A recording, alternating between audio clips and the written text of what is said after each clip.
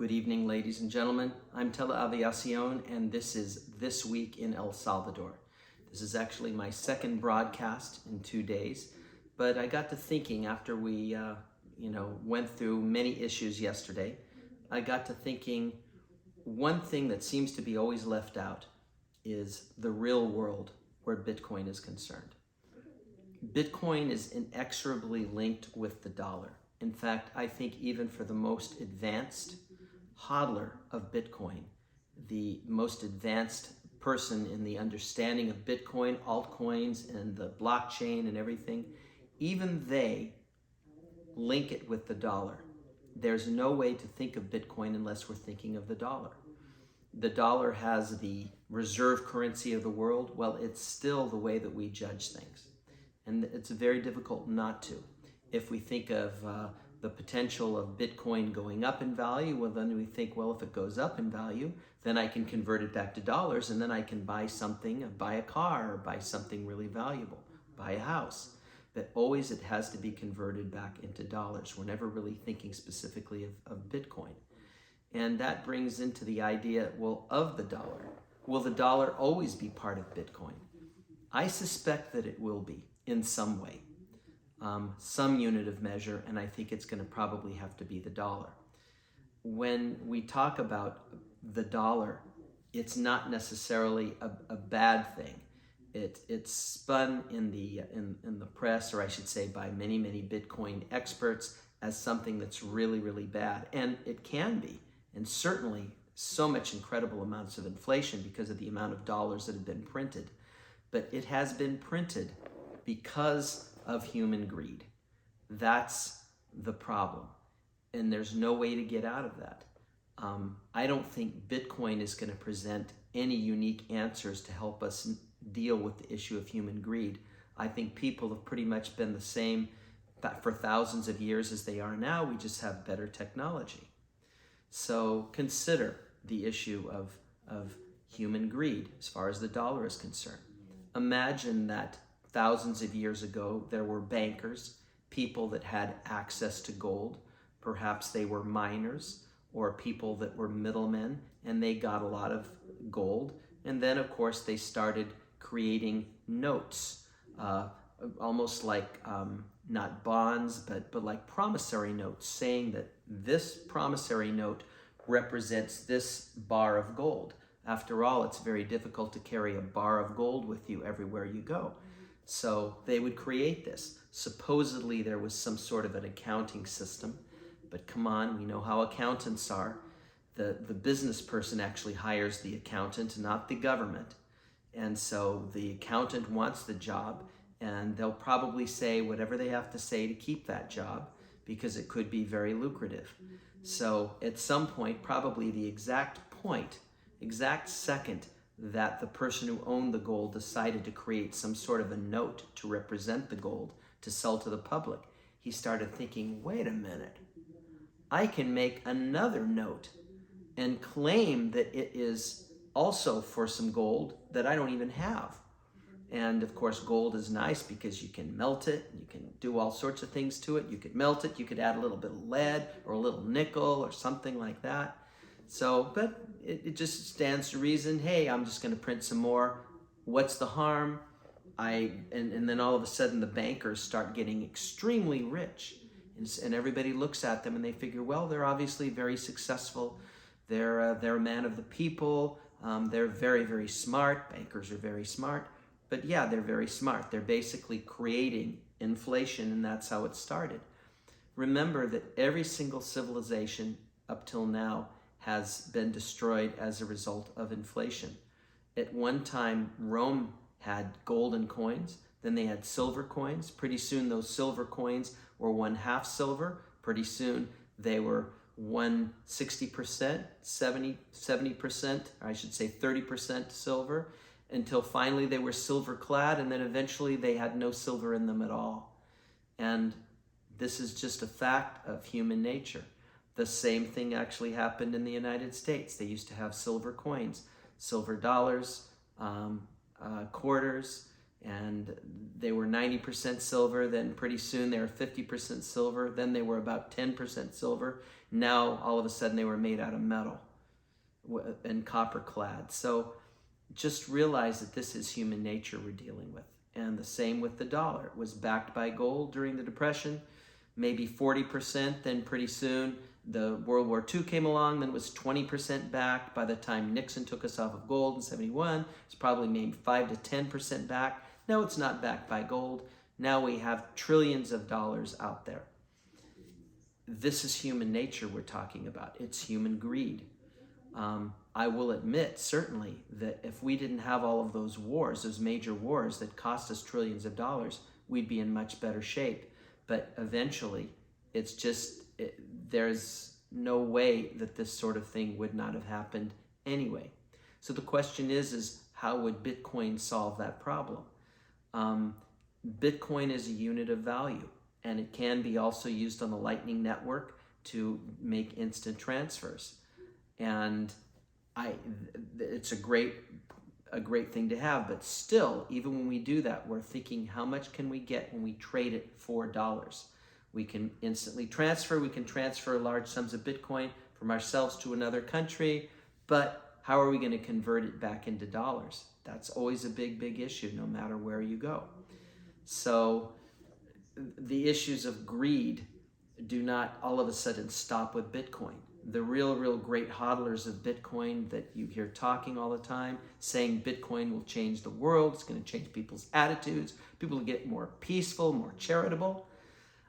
I don't deny that maybe that could happen up to a point, but listen, it's very easy for people who started in Bitcoin and happened to be right and got it, thousands of them when they were $1 or less. They're Bitcoin billionaires now, and of course their attitude is going to be, it's great, this is a paradise. But remember that people, when they have a lot of money, they're affected. All of us would be affected by that. So we have to realize, what is the real world? In my mind, Bitcoin is a store of value, but I really believe that it will help the El Salvadorian people. I realize at some point the United States is going to have to get involved in it, and every country in the world is going to have to get involved in it, because I think it's gotten to a point, even though it's going down in value, and there's reasons for that, it will eventually go up in value because people will realize what an incredible currency it is. There is nothing like it. There's things that you can do with Bitcoin that you just simply cannot do with dollars. And not to mention that Bitcoin is limited on the amount of Bitcoin. There are 8 billion people in the world, and there's 21 million Bitcoin total. Do the math. Just imagine, even if one person has 100 Bitcoin, or even 10 Bitcoin or less, the rest of the world, as people get more involved in it, as billions of people start to get into it, Bitcoin will be worth an awful lot in dollars. The question is how much will inflation in dollars go up? That's always the thing. Of course, whether there's Bitcoin or not, inflation in dollars is certainly going to go up. There's really nothing we can do about that. So we have these Bitcoin. Now the question is are there any more opportunities in Bitcoin? We see it's hovering right around 29,000. Are there any great opportunities in Bitcoin? Just realize that the people that originally got into Bitcoin at its start, most of them got out of it. Most of them lost it. They lost their computers.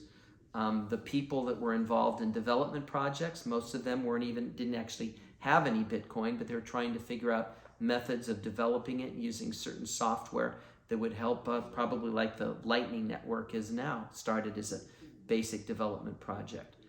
And of course, there's thousands of developers that are dealing with Bitcoin. But this is how it started out. Those people probably didn't take that much, and then the people that did, most of them lost it. And then a lot of the other people who have bought it since, let's say since 2015, they've already sold it. It's easy. A lot of people think, well, I'm going to sell it before it really goes down. And I can understand that. I think everybody has that attitude to a certain point. Nobody wants to be left holding the bag. But I believe that Bitcoin will go down further, probably under 20,000 at some point. possibly even farther. And again, it's an opportunity to get it at a low price. Realize that the experts in what I call the plunge protection team, they who work for the president, who work for the government, they realized months ago that Bitcoin was following almost the exact path of NASDAQ. They realized this. So they realized that if there was a way that they could tank the market and destroy things, and as we're starting to see, they realized that this would really, really help. They are not dumb people working in Washington. They're some of the greatest economists in the world now. They understand probably what the dollar is a lot more than the average person, but they understood that this was one way to tank Bitcoin. And make no mistake, it wasn't just to reel in inflation. No. It was to tank Bitcoin. And they've done a good job at it because they want to try to make people lose faith in it. But believe me, even they at some point are going to start investing in Bitcoin. It's just an inevitability. So, I mean, if you consider if let's say we had Bitcoin in this country now, would that solve all of our problems? It would solve certain problems, but also consider if you are a senator or representative working for your home state and you decide, we need this and that, we need extra money from the government for these various projects. California needs extra money from the government for fighting wildfires. Ultimately, what happens almost every year is there is a big, huge overage of the amount. There's only a budget for a certain amount, and they're over by billions of dollars. What happens? It gets tacked on the national debt. If they were dealing with Bitcoin in some way, well, then I guess there would just be no social programs. There would be no social security or welfare or other types of protections in the economy to help the economy from going into some sort of a depression. Remember, the last depression of 1921 was tough love. They had to keep the gold standard roughly at 40% in regards to the amount of currency that was out there. They had to do it. They felt that was their mandate. And in the process, Franklin Delano Roosevelt and Congress managed to literally confiscate all the gold that was around to at least have more gold to back up even more dollars. That was tough love. Look at what it did and how it plunged us in a horrible depression that lasted many, many years. Well, we could have had a depression back in 2008, but what did they do? They printed lots and lots of dollars to keep that from happening. I guess we should say, hey, we're lucky they did that, because otherwise we'd really be in bad shape if we were in another depression similar to 1921, or 1929, I should say. So, the only thing that I see really valuable of Bitcoin is because it has a limited amount of money and it has incredible ability to allow us to have our own sovereign amount of money, and there is no government that can control Bitcoin, then I think it's incredibly valuable right now to anybody who would try to get a hold of it. And that's why I'm very happy of what El Salvador is doing. And President Bukele and the Tele-Aviacion are doing it in such a way that they're not spending everything on it. In fact, I believe he and the government realize that it is the mandate of the United States to try to destroy it and tank it, which is why he's hodling it. He's not buying huge amounts all at once, no more than 300 to maybe 500 Bitcoin at a time. But when he does do it, it's with the plan of, as it goes down even more, he's leaving much more room to get more Bitcoin. After all, so far he hasn't even used 3% of what they take in every year in taxes to buy Bitcoin. That's because they're just geniuses. He is a genius in the way that he's handling things. And it's really to any country that gets into Bitcoin that they're ultimately going to be incredibly blessed with more future wealth. It's an inevitability, and it's that reason solely that I really believe Bitcoin is a great thing. It's great for the El Salvadorian people. It's great for anybody, for Americans, anybody who wants to get involved in it. But the idea that a government is involved in it is even better, because their reasoning for doing this is to benefit people. when you give people a sovereign currency that cannot be controlled by you, by a government, you are blessing your people. You are not hurting your people. You're giving them the greatest gift that any government has ever given its people.